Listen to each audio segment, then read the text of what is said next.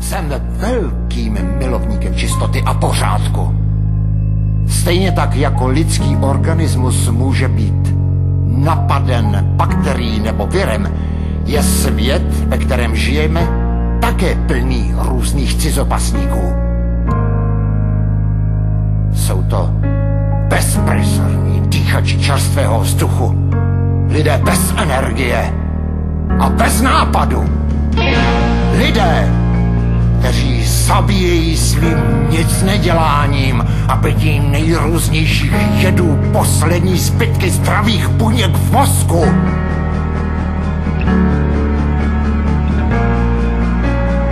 Nejsou schopni být v naší společnosti jakkoliv prospěšní. Jsou to lidé zkažení. Jsou to lidé, kteří páchnou.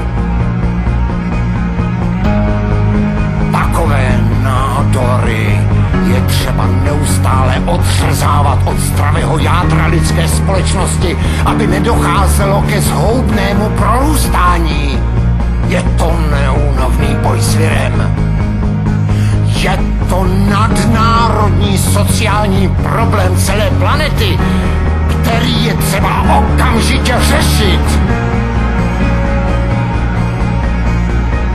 Vy ještě asi nechápete, jaký boj tu bojuji a že ho bojuji za vás. A že jednou mi přijdete poděkovat. A když ne vy, tak vaše děti nebo děti vašich dětí. A právě pro ně je potřeba vytvořit čisté a zdravé prostředí. Cítím se být v tomto směru vyvoleným jedincem. Má duše se očišťuje. Zabijím lidi pro lidi.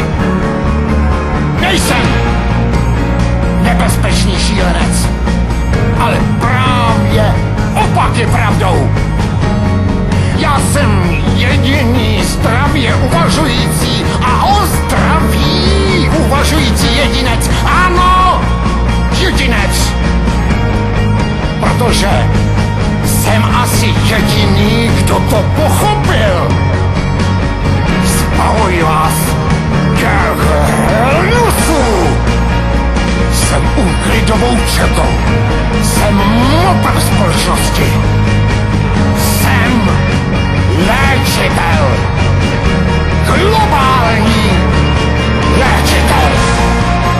Lidská společnost je totiž také organismus. Organismus, který je-li nemocen, je třeba léčit. To jsem jediný, kdo to pochopil. Co pak jsem jediný?